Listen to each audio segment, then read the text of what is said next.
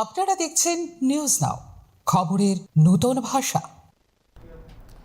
জরুরি পরিস্থিতিতে সাধারণ মানুষের নিরাপত্তা ও সচেতনতা বাড়াতে গুরুত্বপূর্ণ উদ্যোগ নিল সিভিল ডিফেন্স।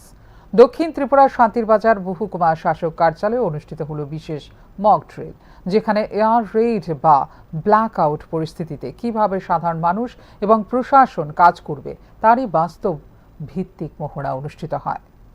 দক্ষিণ ত্রিপুরা জেলার অন্তর্গত শান্তিরবাজার মহকুমা শাসক কার্যালয়ে শুক্রবার সিভিল ডিফেন্সের উদ্যোগে আয়োজিত হয় এক গুরুত্বপূর্ণ মক ড্রিল কর্মসূচি।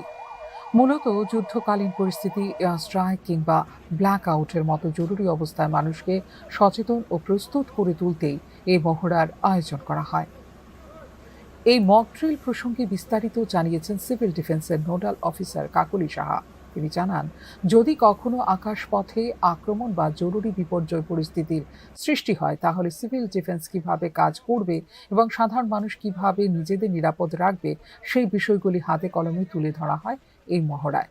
তিনি আরও জানান, আজকের কর্মসূচিতে সিভিল ডিফেন্সের পাশাপাশি স্থানীয় প্রশাসন, ৯ battalion TSR, Shantirbazar medical team এবং সিভিল ভলেন্টিয়াররা সক্রিয়ভাবে অংশগ্রহণ করেন।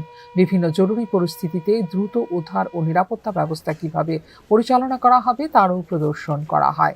সিভিল ডিফেন্সের পক্ষ থেকে সাধারণ মানুষকে সচেতন করে বলা হয়, জরুরি অবস্থার সাইরেন বাজলে আতঙ্কিত না হয়ে সেটিকে বিপদ সংকেত হিসেবে গ্রহণ করতে হবে এবং প্রশাসনের নির্দেশ মেনে নিরাপদ স্থানে আশ্রয় নিতে হবে।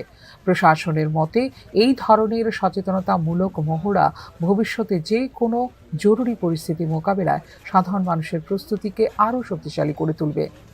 Bureau report, news now.